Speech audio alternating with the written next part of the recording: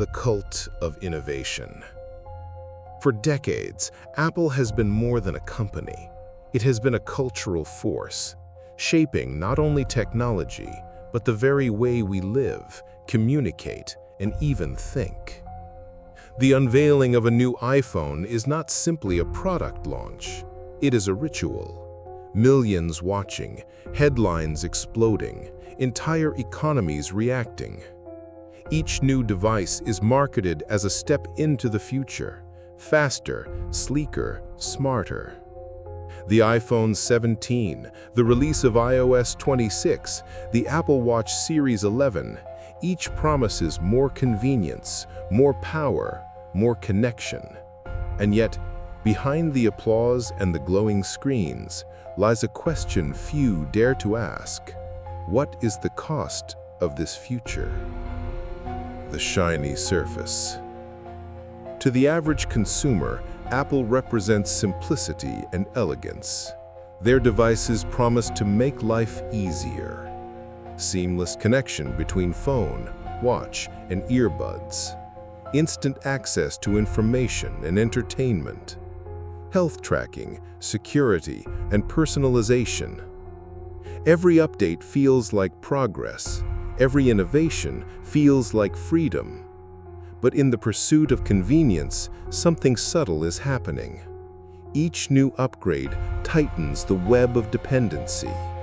Each new feature brings us closer to a world where our devices do not just assist us, they monitor us. The hidden shadow.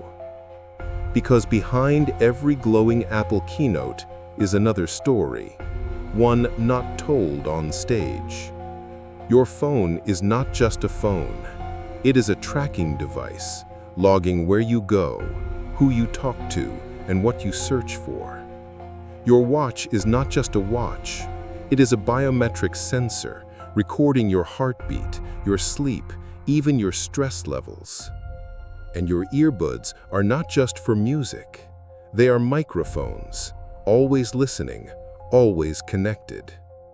And while Apple assures us that our privacy is sacred, the truth is that every piece of data is a doorway, a potential key to control.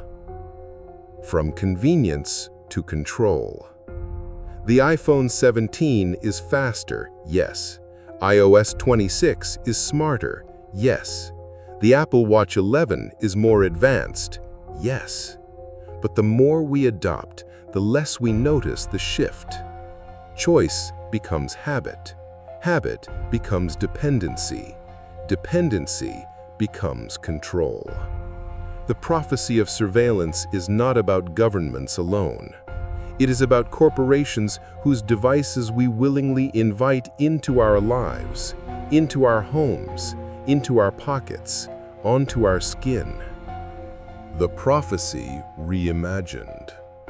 Prophets of old warned of beasts, marks, and all-seeing eyes. Today, those warnings sound eerily familiar, because the all-seeing eye may not come from the sky. It may come from the glowing screen in your hand. The prophecy of the future may not be destruction by fire or flood. It may be the slow surrender of freedom, traded for convenience. And the iPhone 17, iOS 26, and Apple's glittering new devices may not just be tools. They may be the first steps toward a future where freedom itself becomes a luxury. The seduction of simplicity. From the very beginning, Apple's greatest strength was not raw power, but simplicity.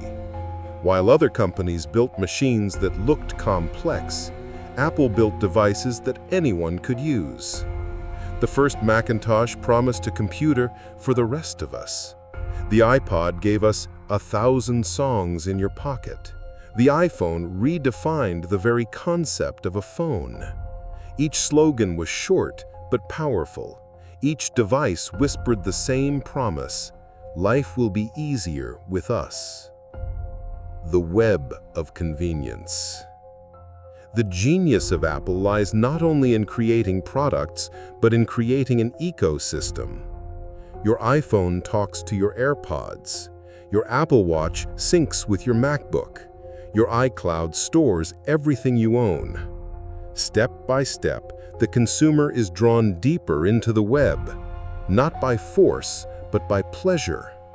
Who would choose disconnection when connection feels so effortless?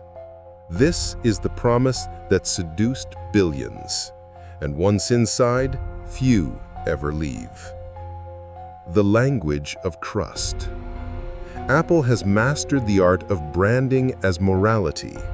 While other tech companies stumble with scandals, Apple presents itself as the guardian of privacy. What happens on your iPhone stays on your iPhone. A phrase not only to sell, but to soothe, to make users believe that the device in their hand is not just a tool, but a protector. And people believed. They still do. The illusion of empowerment. Every upgrade, every keynote, every commercial paints the same picture.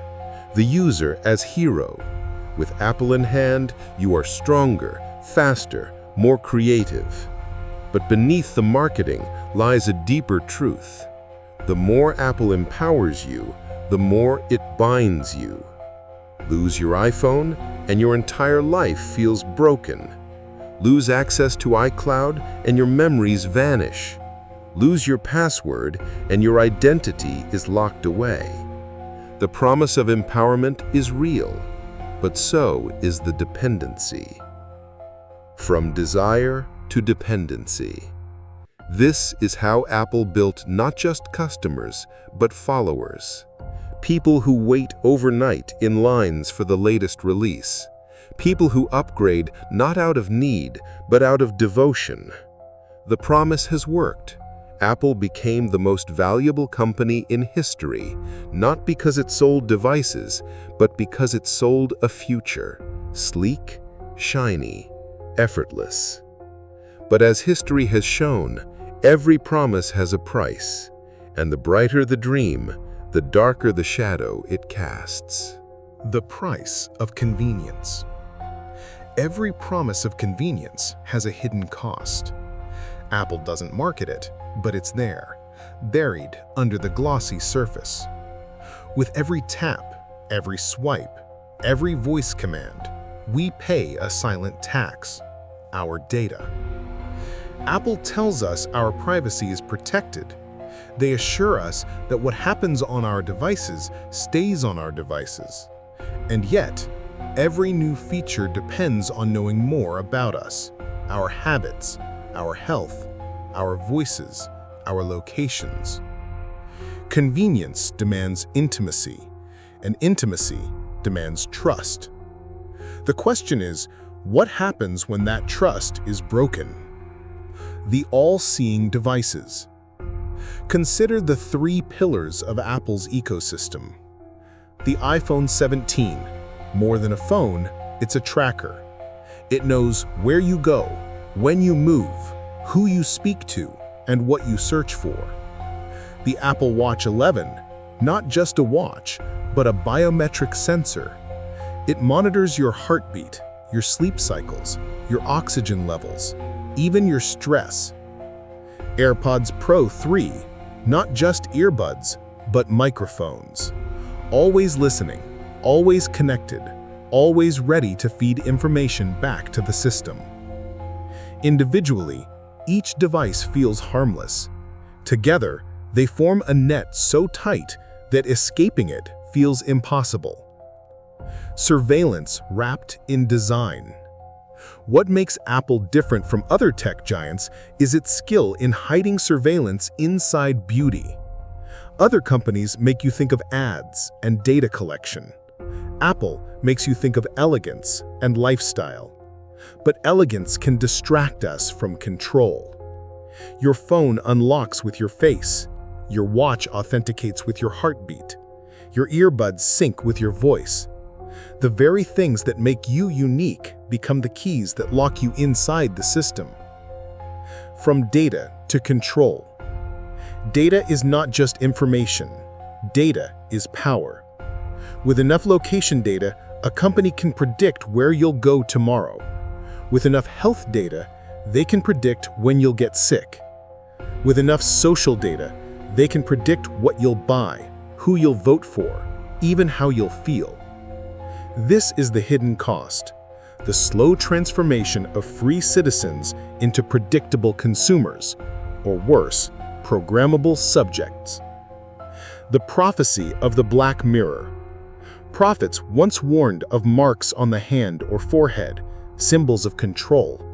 Today, we wear those marks willingly, glowing on our wrists, pressed to our ears, held in our palms. The prophecy is not in the future. It is here, disguised as luxury, wrapped in design, marketed as freedom. And the question we must ask is chilling. If we are already this dependent, how much further before we no longer notice the chains? The quiet collapse. The death of privacy will not come with alarms. It will not be announced on a keynote stage. It will arrive silently, in the form of an update, a new iOS, a new device, a new feature you can't live without. One morning you unlock your iPhone 17. You see a polished interface, smoother than ever, but hidden beneath the glossy animations is something invisible. Every gesture, every glance, every biometric reading, logged, stored, analyzed. Privacy does not die in a single strike. It dies click by click, update by update. The scenario of control. Imagine this. Your Apple Watch detects irregular heartbeats and immediately shares them with insurers. Your AirPods record conversations, feeding algorithms that adjust what ads you see. Your iPhone predicts your mood and nudges you towards purchases, political views, even behaviors. You think you're choosing, but your choices have already been calculated. This is not surveillance by force, it is surveillance by design. The digital cage. Once privacy dies, freedom becomes illusion. You are free to move, but always tracked. Free to speak, but always recorded. Free to choose, but only within the boundaries the system predicts. The devices you love do not chain you, they seduce you. And in that seduction, you surrender what prophets once warned would be taken by tyrants. If this vision unsettles you, don't stay silent. Hit the like button now. It helps us bring more of these warnings to light. Tell us in the comments, do you believe Apple will ever cross the line into total control? And subscribe to Archives of the Future, because the next prophecy may already be unfolding. The point of no return. By the time privacy fully dies, most won't even notice. They will smile at the convenience, celebrate the features, marvel at the design. And yet, deep inside, a quiet voice will whisper, something has been lost. The cost of the future will not be money, it will be freedom. The mirror of desire. Apple's devices are not chains, they are dreams. Sleek, elegant, desirable. They promise a life more efficient, more connected, more alive. But every dream is also a mirror, reflecting what we truly value. And perhaps that is the greatest danger. For in chasing convenience, in desiring beauty, we may be willing to surrender the very thing that makes us human, our freedom to choose without being predicted, guided, or manipulated. The silent prophecy. The prophecy of Apple is not destruction by war or fire. It is not the collapse of cities or the fall of governments. It is something quieter. It is the prophecy of willing surrender, a prophecy in which humanity does not fight for freedom because it no longer remembers what freedom feels like. The last choice. The future is not yet written. The iPhone 17, the Apple Watch 11, iOS 26, they do not have to be instruments of control. They can remain tools, servants, allies. But that choice depends not on Apple, not on technology, but on us. Will we demand transparency? Will we resist dependency? Will we guard the last fragments of privacy? Or will we trade them away, smiling for the comfort of glowing screens? The closing warning. This was Archives of the Future, and the prophecy is clear. The greatest danger is not that Apple will take your freedom. The greatest danger is that you will give it away. Like this video. Tell us in the comments, do you think privacy is already gone? Subscribe to Archives of the Future, because the next revelation may not just be about devices. It may be about destiny. The future is closer than you think, and once freedom is gone, it rarely returns.